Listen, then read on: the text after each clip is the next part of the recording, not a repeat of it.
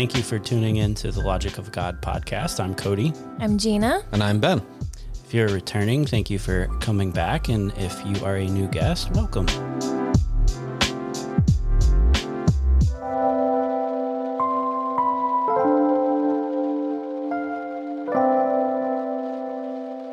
So here we are in Genesis chapter 20.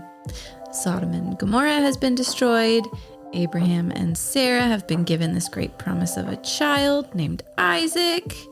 We think Abraham has arrived at maturity because God has finally blessed him. And then we turn the page and we realize maybe not. He does it again. He's done it again. Not in a great way. Yeah, not in a miraculous way. It's like, you're still an idiot. Yeah, usually when people are covering the life of Abraham, they like to go from 19 to 21 because that would be a nice, reasonable direction for the story to go. We just have the destruction of Sodom and Gomorrah. The strangers have just shown up and told Abraham that he's going to have his child this time next year. But in between, we have another instance of Abraham going off and lying to somebody about Sarah being his sister, which technically he's not lying, but he is being... He's playing with technicalities. Yes. He's lying without lying, and it's the worst kind of lying. Because it's technically It's manipulation, true. Which feels dirty. Mm-hmm. It's conduct unbecoming of a righteous man. Yeah, for sure. And woman, because she does it too. She could have said, Abraham, cast out this inappropriate behavior like she does about Hagar. But no, she does not. She goes along with it. So we have all these great VBS stories where Abraham and Sarah are just so fantastic, and everything in the Bible is just this fantastic story. Yeah. Yeah, it's hard for me. Like, I keep harping on this, but I want to retake the Bible stories and actually get the meaningful information out of it and not just let it be a coloring page that a preschool teacher has allowed you to scribble on and told you a fun, happy story with a happy ending. That's not every Bible story. So I want to read a quote. I'm leading with that. It just helps explain why we've been in Genesis for 3 months. This quote is from D. Martin Lloyd-Jones in the book Spiritual Depression. There are some people who are only interested in the illustrations in the stories, but if we are not careful to extract the principles which are illustrated by the stories, we shall probably end by aggravating our own condition, and though there is great profit to be gained by looking at examples and illustrations, it is very vital that we should take the teaching first. There are many people who seem to be in trouble because they are more or less living on other people's experiences or are coveting other people's experiences. And it is because they are always looking at persons and their stories instead of first grasping the teaching that they so often and so badly go astray. Our knowledge of the Bible should have forewarned and safeguarded us against that particular danger because it invariably does both things. As we shall see in our discussions of this subject, there is great doctrine, teaching plain and clear, and then God in his grace has added also the illustrations in order that we may see the great principles being worked out in practice. So that's why we're doing what we're doing. I like it. So this chapter opens with Abraham leaving. Yeah, Genesis chapter 20, verse 1. From there, Abraham journeyed toward the territory of the Negeb and lived between Kadesh and Shur, and he sojourned in Gerar. Still a sojourner. Never seems to find a home. He's like a gypsy. Where is the Negev and Gerar, and why did Abraham go there? Yeah, so for school, one of my historical ancient Israel geography, we had to get these maps from biblicalbackgrounds.com.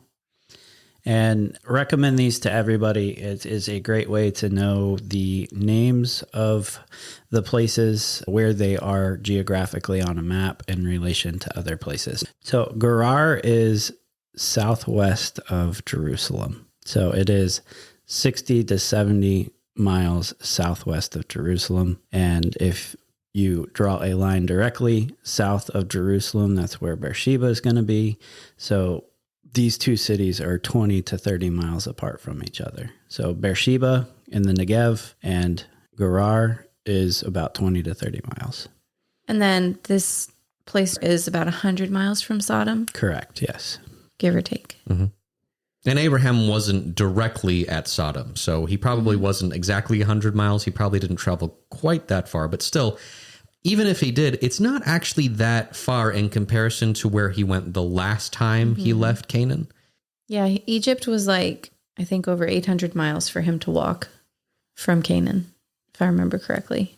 Yeah, I don't remember. It's a long way. The Israelites wander in the desert for a very long time. For context, Abraham walked like over 1,000 miles in his lifetime.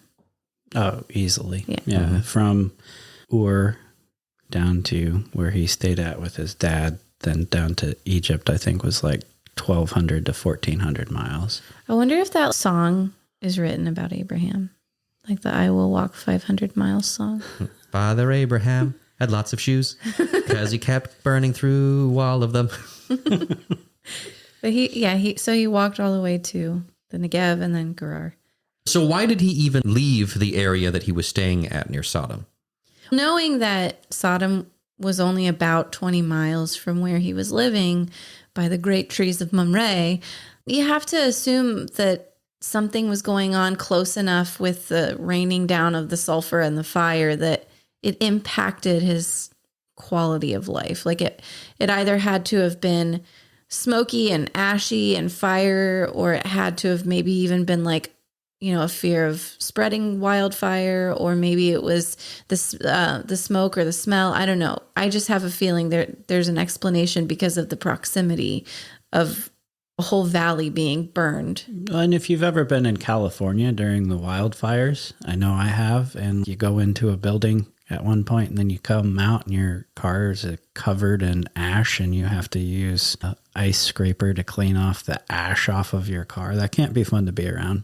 No, and he had a lot of herds. So if the grasses are covered with sulfur and smoke and ash, that's not an ideal place to raise livestock. Just like a shepherd would, you relocate your flock, you move, and you let that place settle. But it's just logical to me that he would have had to move on. In so many ways. There's been some archaeological digs in the area where it's believed Sodom and Gomorrah were, as well as the other cities of the valley. And what they've recovered are some very large sulfur balls that are in an old dried up riverbed.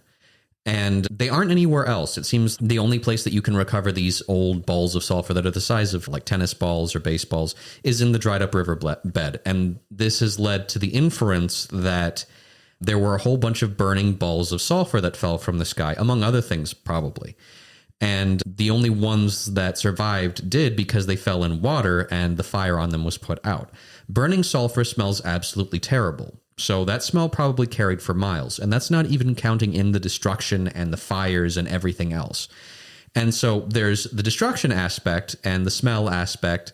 Just that alone probably would have been enough to drive Abraham away. But there's also the tragedy. Because remember, Abraham begged God not to do this. He didn't ask him to stop necessarily, but he said, if there are even 10 righteous people. He didn't want Sodom and Gomorrah and the cities of the valley to be destroyed.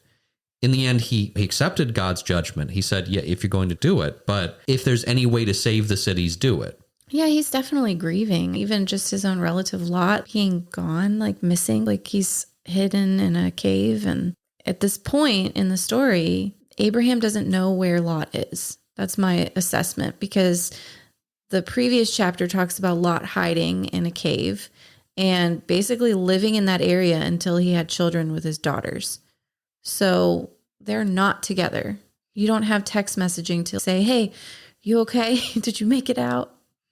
No, and if everything's burning around you, like it gives you a little more insight to what Lot's daughters were seeing and thinking of the time, but also Abraham's, I don't know if they were saved. There's no indication that the angels came back and said, we extracted the people of interest and we're good to go and all of that.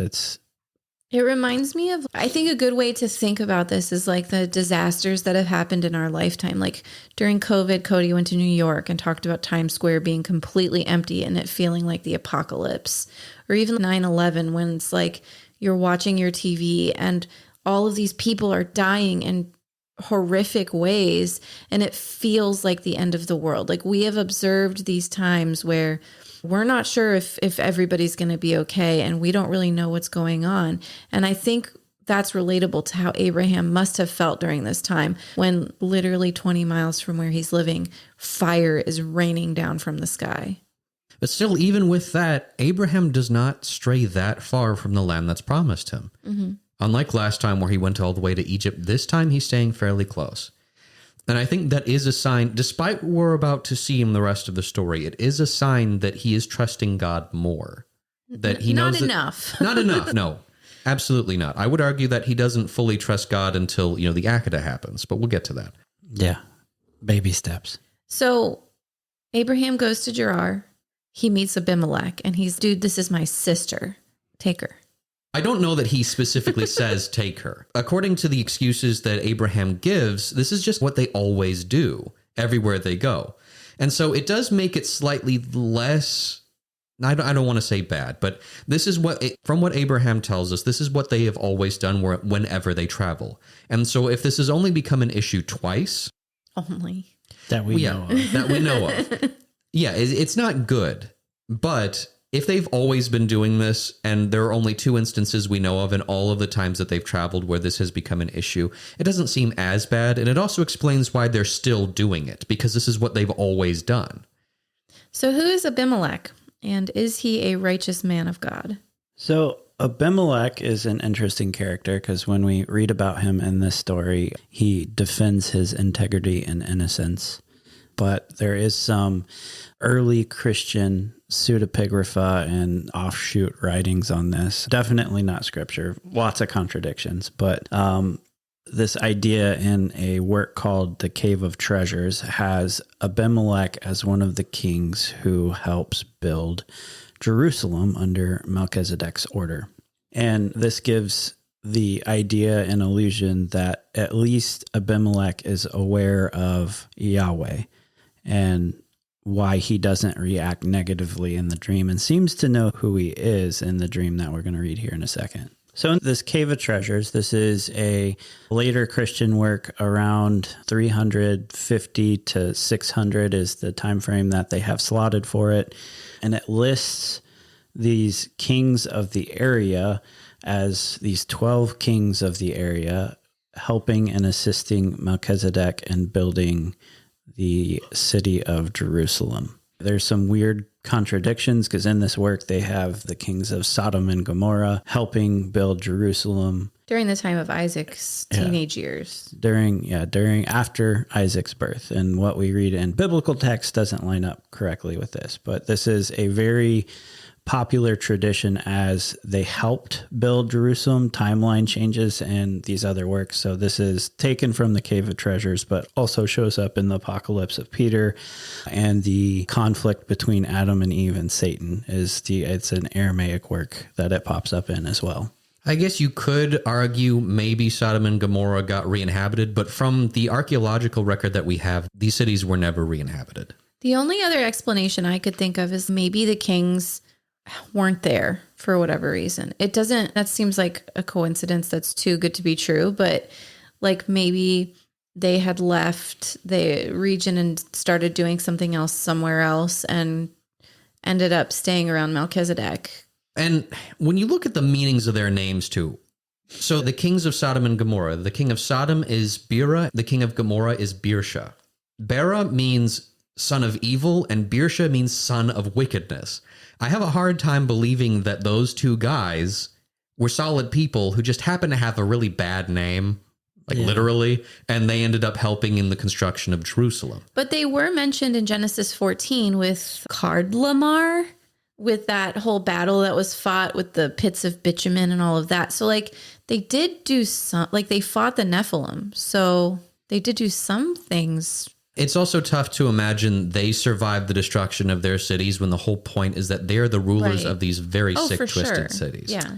Yeah, and I think the point here is not to see this as historical fact, but like the idea and probably oral tradition that Abimelech and Melchizedek and the kings of this region were in communication, and Gerar and Jerusalem are on very similar trade routes. So there is this idea that they had contact with each other. And Gerar is not a metropolis like in other cities in the area where it was smaller. So all that to say is the reason why Abimelech probably didn't freak out in this vision that he's about to get is, one, because there was some communication between Melchizedek, who we know worshiped Yahweh, and Abimelech. They know, and it's a very ancient Near East thing to see gods of other regions and pay them homage or whatever it be for other countries. Other countries in the A&E had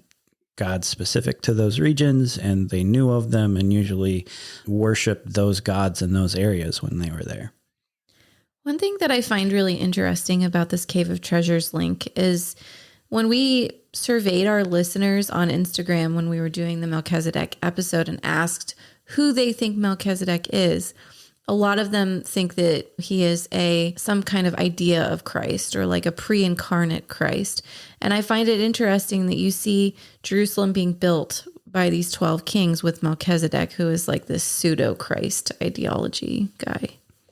Yeah, you have a lot of Christophany here. You have the 12 kings, Melchizedek being in charge of the 12 here, Christ, the 12 disciples. So you get a lot of back and forth here.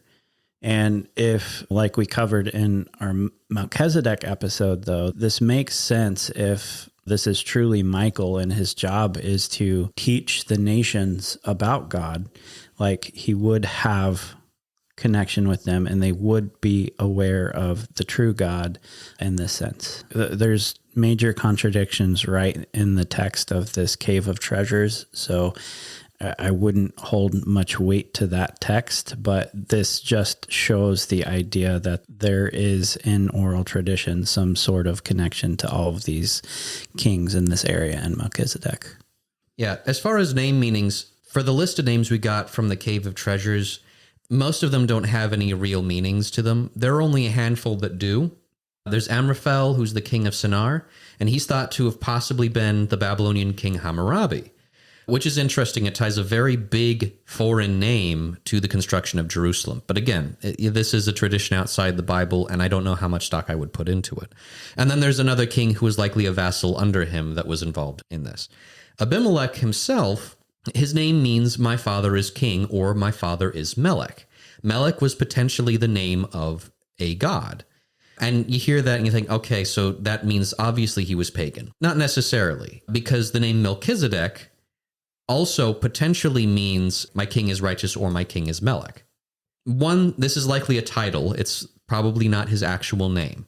But two, Heiser makes the point that God goes by many different names. We have El Gibor, we have Yahweh, we have El Shaddai. We have lots of different words that we call him, or names that we call him.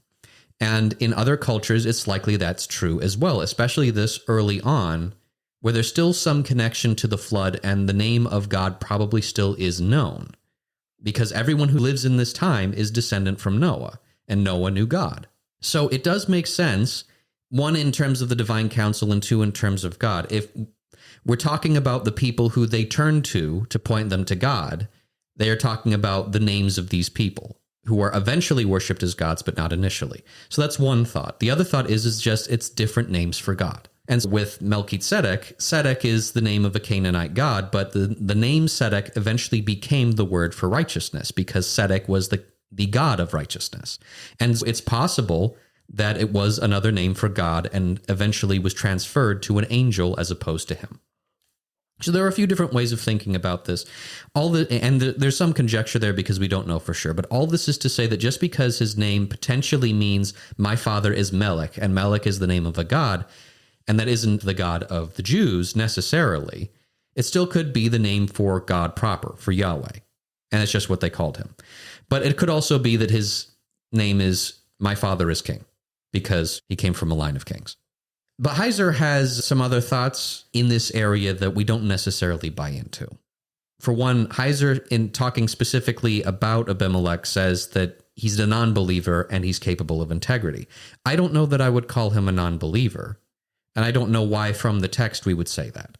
From tradition, potentially, because there is some tradition around Abimelech's interactions with Isaac that paint him in less than favorable light. In fact, this is from the Jewish Encyclopedia. And the Jewish Encyclopedia references the Haggadah, which is another Jewish writing. Among the inhabitants of Gerar, the saying went, I would rather possess the dung of Isaac's stable than the gold and silver of Abimelech, which makes it pretty clear that he's not that great of a person, at least in this tradition.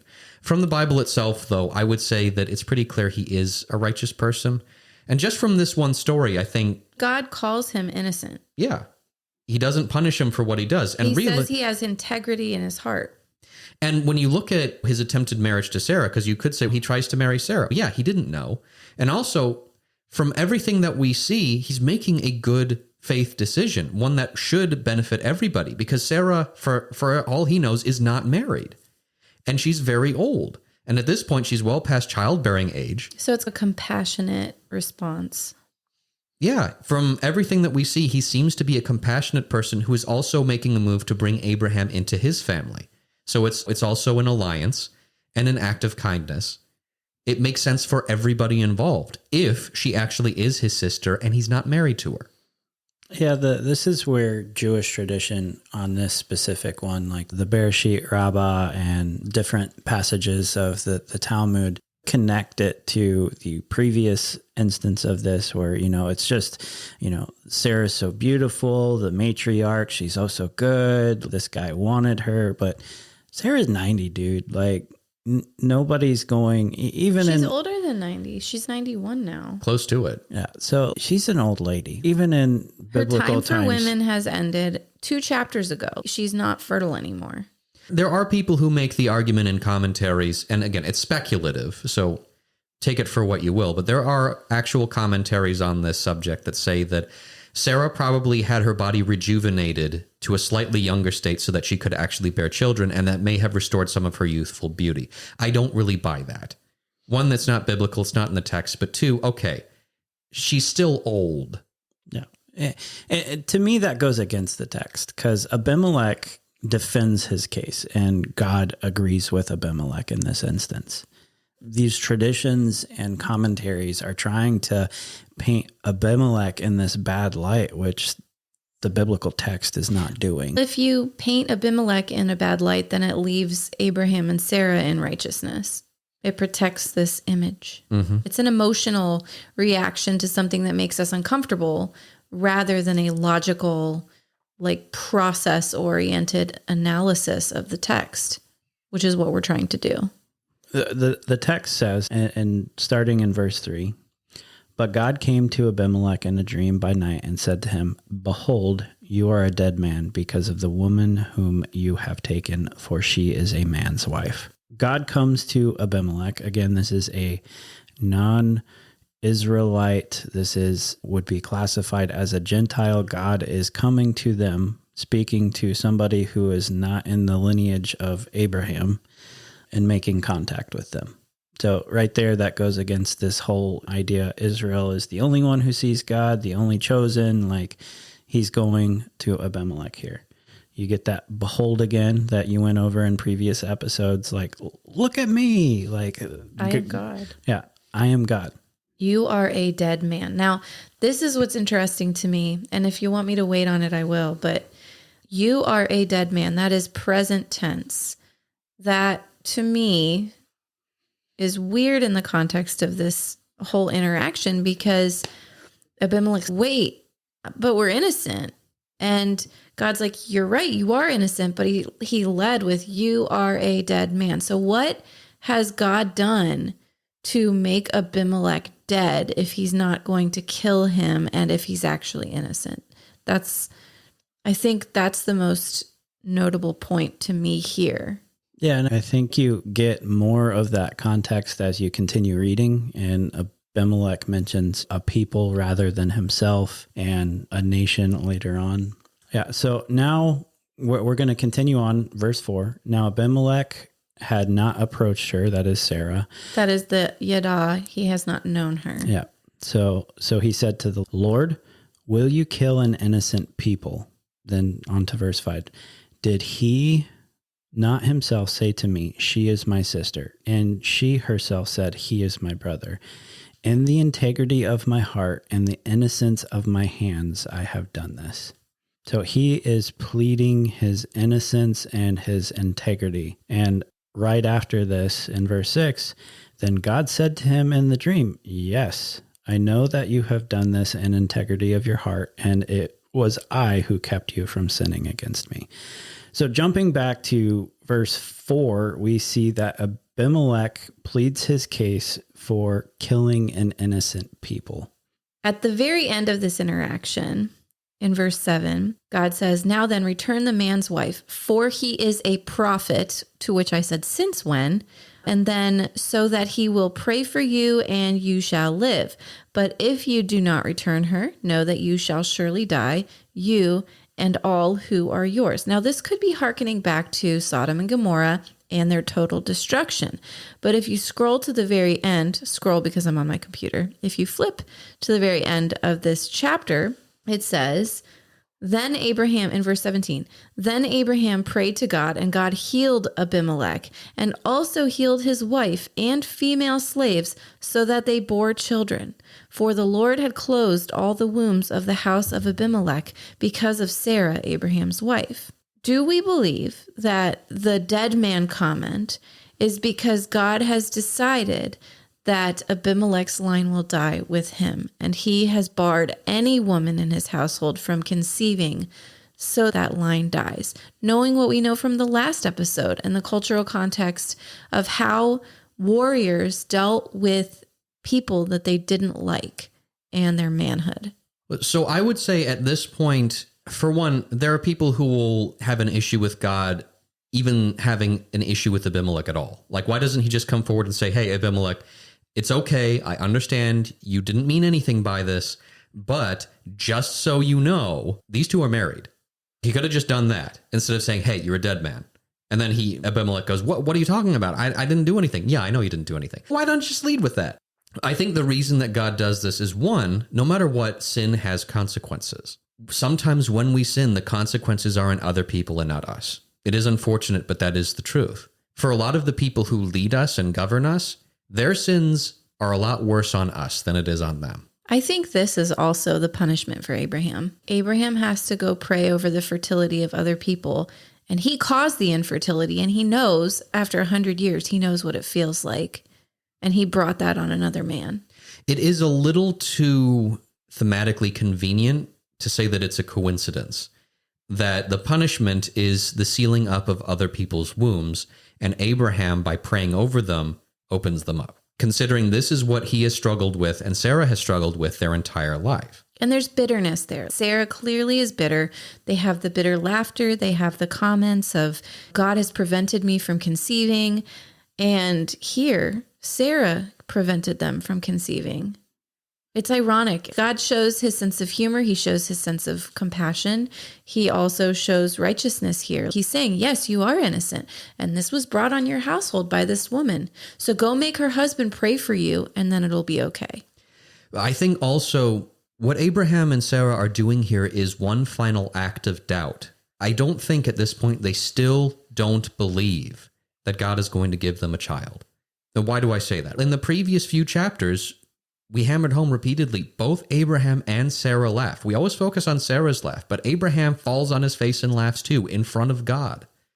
Both of them doubt that this is going to happen.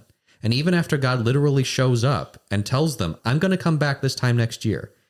And you may think that's silly. Like, why would they doubt at this point? But realistically, this is something that they have waited on their entire lives for. And way back when Abraham was back in Ur, he was told by God, "You're going to be a mighty nation." This was told to him decades ago at this point. And he's been waiting on this promise forever, and he's been waiting and waiting and waiting, and now is finally the time, and he is so used to waiting and everyone else getting everything that they want. And him trying to make it right and it failing. He tries with Ishmael, and Sarah thinks she's helping. She's like, "Try with Hagar and have a child, and we'll make this right. It's not with me, but whatever. At least what God promised you is going to be fulfilled." And it doesn't work. They're so used to everything they do being wrong. This highlights God's perspective on Sarah and Abraham's selfishness. There are other people in the world that are impacted by your decisions. There are other people experiencing what you are experiencing. There's a lot of layers here, and God's face what you've done, make it right. You say the words, Abraham, not me. You say the words. There's a lot of complexity here, trying to make Abraham and Sarah see their errors and make it right and stop doing these things. Because this is where we get verses where Abraham explains why and how long he's been telling Sarah to pretend to be his sister when they're visiting new places. Like, we learn that this is just a thing that's like a policy in their marriage. They've been lying their entire life, basically, as long as they've been together. And this is where God knows it ends here. Yeah, they get to see the repercussions of their decisions on other people in this instance. And it's something that hits very close to home for them. One, they're bringing the barrenness. And like our story, we went through infertility and miscarriage and know the pain that not being able to produce offspring brings. And how hard it is to be happy for other people who are not experiencing that same infertility or difficulty getting pregnant. One of the hardest seasons in my life was my sisters-in-law announcing that they were having babies when I was having miscarriages, and then told I couldn't have babies at all. That brought such a darkness on our marriage and on me. I totally get why Sarah hates Hagar. Now, I love my sisters. I would never say anything against them. That's a me issue. But I know what it feels like. And she brought this on a whole household of women. Yeah, and when you're experiencing it, you don't want other people to experience it with you. But it's also the difficulty of praying for somebody while you're still waiting yourself. And they have what you want. Yeah. And basically God's saying, yeah, they're going to survive and have more offspring, but you're still waiting. You haven't gotten that yet. And Abraham has to pray for this guy to have more kids. And he still doesn't have Isaac yet. I would argue that this shows that God didn't let them get away with what they did in Egypt either. Like, he's like, this isn't going to stand. Like, we're going to evaluate why you have this pattern and we're going to stop it. It's not okay. Don't do it again. So it's also one of the really interesting things that I see in this story is there's one person who seems very righteous compared to someone we are told is righteous in the Bible. Mm-hmm. Abraham, we are told he is righteous. In the New Testament, there's a lot about Abraham being righteous. Mm-hmm. And about Lot as well, which is bizarre considering you probably got the impression last time he's not righteous at all. But you see the reaction of Abimelech. And Abimelech seems like what we would consider to be a very righteous person, and probably is. But the Bible doesn't explicitly say that he's righteous. It does say he's innocent and he has integrity, but he's not labeled as righteous. But it hints at having the law written on your heart. Mm-hmm. Like God acknowledges that what was on his heart is okay. But we compare Abimelech and his reaction to God and his immediate faithfulness and his generosity to Abraham. Where he's like, here's 1,000 silver pieces and be in my land, despite everything that you just did to me. No, we're all good. It's okay. You remember in high school when a kid would fall asleep in class and the teacher would be like, hey, wake up. And then they would be really embarrassed and they would have a red face for the rest of the class because they got called out. Could you imagine tricking a people and getting caught and then having to live there among them? Yeah. These are the people who were super deceptive. Mm-hmm. Yeah, you lied to this guy. And so we have the man who by all rights should be called righteous in the story, but isn't, versus the guy who is called righteous, but is acting like a fool. What exactly makes someone righteous in God's eyes? Great question. The blood of Jesus. But even back then, Cody, in the Old Testament time, Paul alludes to it, yes. In the New Testament. Righteousness is not our own actions. It is the righteousness of God upon us. True righteousness, I would argue that. I think we can have good and upright actions that are considered righteous to some extent, but without the covering of the blood of Christ, they are but filthy rags. But how do you tie that to Abraham? How do you tie that to Abimelech? Easily. Abraham is God's chosen. He's called God's prophet here. He is the intercessor between man and God in this instance. Like, Abimelech was not told to pray to God. He's told to speak with Abraham so Abraham can pray to God. So there is still this idea of God's chosen and the one who has the covenant with God, and not the time of the Gentiles yet, but still being good and righteous and upright in this instance for Abimelech. So I've talked about my brother a couple of times on the podcast, but not a whole lot.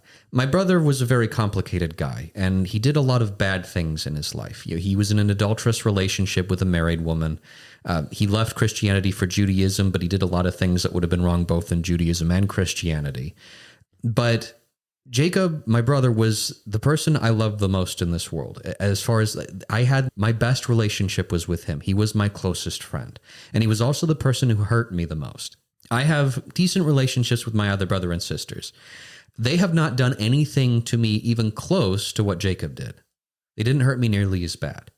And I do love them. I absolutely do. And yet my relationship with Jacob was completely different. I was very close to him. He's the one who had the part of my heart that he took with him when he died. And there are very few people I mourn for as much as I mourn for Jacob. I think in many ways that's what righteousness is to God. Whoever God has chosen as his, who has that special relationship, who God is in the heart of. And that's a really hard thing to pin down. It's like, how can someone have a heart for God but not do the right thing? He who loves me does what I command. I think Abraham wanted to do the right thing. I think Lot wanted to do the right thing, but they don't. The desire was there, and they failed. Failure doesn't mean you're not righteous. God is the one who makes you righteous. David is another person we're told is righteous. He's a man after God's own heart, who loved God and yet frequently screwed up in horrifying ways. There are plenty of other figures in the Bible who don't screw up in the same way, and yet aren't considered to be righteous or to have the heart of God. Why these people? These flawed, seemingly stupid, foolish people who keep messing up. But that's the truth. It's not on us and the outside. Man looks at the outward appearance, the Lord looks at the heart. And it's the heart that God truly cares about. Which make things difficult for us because we would love to just point to people who act right and say those are people right with God. But that's not the truth. Thank you for sharing. So bearing all of that in mind, is it possible to sin unintentionally? I get that very much so from this text, because the whole interaction with God and Abimelech indicates that he was correct in his thinking, he was innocent and had integrity in what he was doing, but God still calls it that he is preventing the sin. God is preventing the sin of Abimelech, of sleeping with Sarah because she's married, as something that he is preventing. So God is preventing this sin against himself, even though Abimelech is innocent and not knowing anything that's going on. It would still be considered a sin. I mean, he already punished him. He said, you're a dead man. Yeah, and there's consequences for this unknowing sin. And that's Abimelech's whole position is, whoa, dude, I didn't know any of this. I'm innocent. Like, why am I getting punished? But God still calls him to do the right thing and says, that's why he prevented it. I know you're innocent. That's why I'm telling you, now go do the right thing. You didn't know, now you do. Make the right choice. And he does. Yeah, there are always consequences to sin. Sin is a terrible thing. But you can absolutely sin accidentally. Knowledge is a big aspect to sin. It's like Jesus said, Father, forgive them, for they know not what they are doing. As far as they were aware, they were punishing someone who was guilty of a terrible sin of blasphemy. But there's still damage. There will always be damage. Yeah, there was a time where I was doing renovations on my house, and I had my Sawzall out, and I was cutting into the wall, and I accidentally cut into a water pipe. And the pipe exploded, and there was water absolutely everywhere, and it was a whole ordeal, and I thought it was only going to be a job that would take me like 30 minutes at most, and it took me the entire day because I never sweat pipe before. There were consequences to me being stupid. Not even necessarily being stupid. I just didn't realize where I was cutting and what was behind the wall. But there were consequences to my failure. There were consequences to Abimelech, acting in ignorance, but still sinning, because taking another man's wife is sin. Now, God still understands the punishment is different for that. And like you guys said, it seems that in many ways this is as much a punishment for Abraham and Sarah as it is for Abimelech, because this is tied to having children. They did this to him. And then they have to stay there. Yeah, and they stay there, and they're the ones who, by praying, restore his ability to have children. And The implication here, talking about all of the women of his household. So it's, let's see, healed Abimelech, healed his wife, and all of their female slaves so that they bore children. If we know anything about female slaves, it's that sometimes they get taken as a wife. So are these the Hagars of Abimelech's wife? And is God preventing them from conceiving because they could have numerous children that would carry on Abimelech's line? Knowing kings, knowing Abraham's behaviors, knowing the cultural context of the time, these could have all been Abimelech's wives.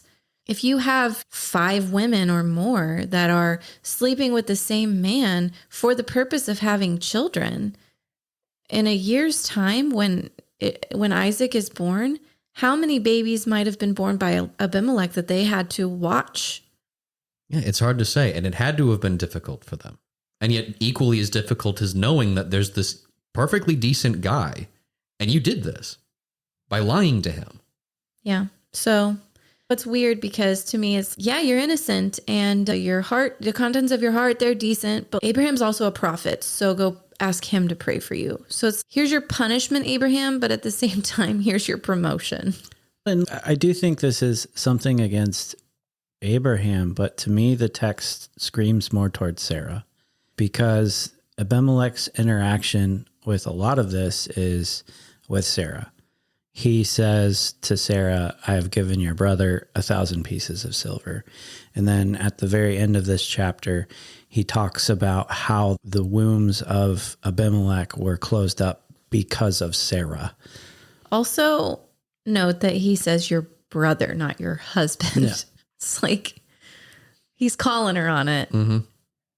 Yeah, so I think this is very much to do with Sarah as well. Abraham's the head of the household, but it seems Sarah had a very integral part in this and was the main point of contact for Abimelech in this discussion.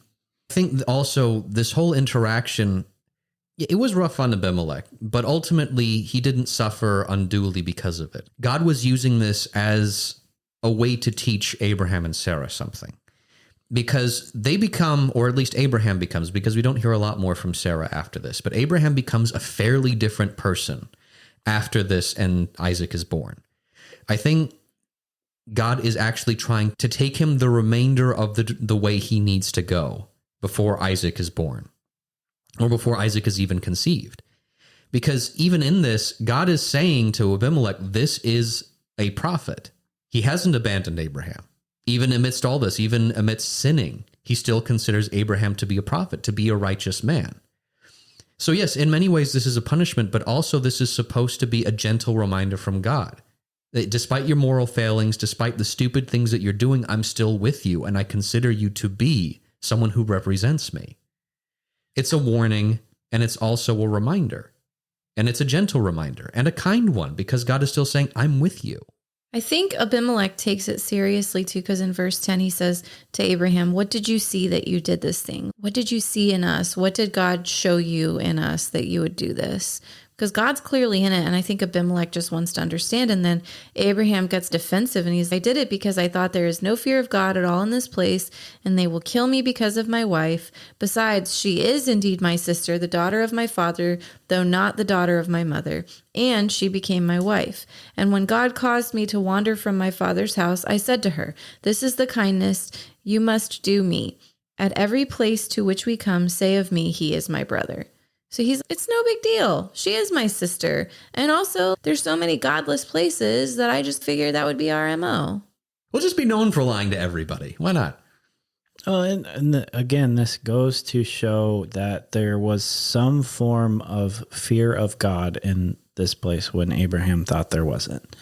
God is in more than just the story of Abraham here. And Abraham needed proof of that too. It's not all about you, dude. Mm-hmm. When it's in the response, he didn't say, you know what, I'm sorry, I'm wrong. I should have known that God was here. I should have known that God would protect me. No, it was a godless land, always done it. I asked Sarah. But I think that after this, Abraham finally does learn. When Sarah finally becomes pregnant, he learns. Guys, this is the biblical proof that you can teach old dogs new tricks. Very old dog. Yeah. So Do you think that Abraham is the father of prophets, or do you think that this is just him being an intercessor and it's not really prophecy? Because Moses is usually credited as being like the greatest, the first, the most meaningful prophet. So I find this really interesting. I would also argue that Noah was a prophet. Yeah, he spoke with God. Mm-hmm. And in many ways, Adam prophet. Abel was a prophet. If the qualification is just hearing from God. The qualification for prophet is usually the intercessor. So like, I hear from God and I tell you.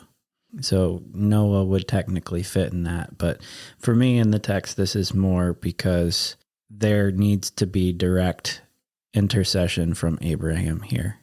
This is Abraham's job to intercede for Abimelech with God in this instance. I don't know that I wouldn't call him the father of prophets or anything. But it is interesting. I believe this is the first time the term prophet was used. In the whole Bible. And it's used for a guy who's acting like a turd. What does that teach us about prophets today? They're all turds. It gives me a lot of hope. Yeah? It does. Because if Abraham can be a prophet, and after everything that we've seen, and if we're being brutally honest about both him and Sarah, they were very imperfect people. But if God can speak to people like that, he can speak to anyone. I think that's repeatedly the lesson he's trying to teach us over and over again. He will use anyone. He will use the most unlikely person. And you don't have to have your life all figured out.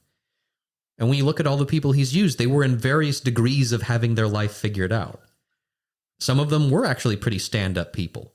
Isaac, in comparison to his father, seems to have had a lot more of his stuff together. He's more stable for sure. And yet, we don't hear much about him. Because he's boring. Yeah. What's to say? He lived a nice, peaceful life in his one little area of heaven, his little slice of heaven with his herds and his kids and his smoking wife. And they loved each other. And except when he tried to give her to Abimelech. yeah. Yeah, we'll Everyone read does about that. Abimelech again. He will return. Yeah. Thank you very much for listening to today's episode. If you want to check out the maps, please go to biblicalbackgrounds.com and please reach out. We're getting ready to do a couple of fun giveaways. So keep an eye on our website, keep an eye on our social media, and we look forward to connecting with you. Thank you so much for taking the time to listen to our podcast today. If you liked what you heard, please feel free to subscribe and share and leave a positive review. And if you would like to connect with us on social media, you can do so on Instagram and Facebook at The Logic of God. You can also send us an email at main.thelogicofgod@gmail.com. Thanks again for listening. We hope you have a great day.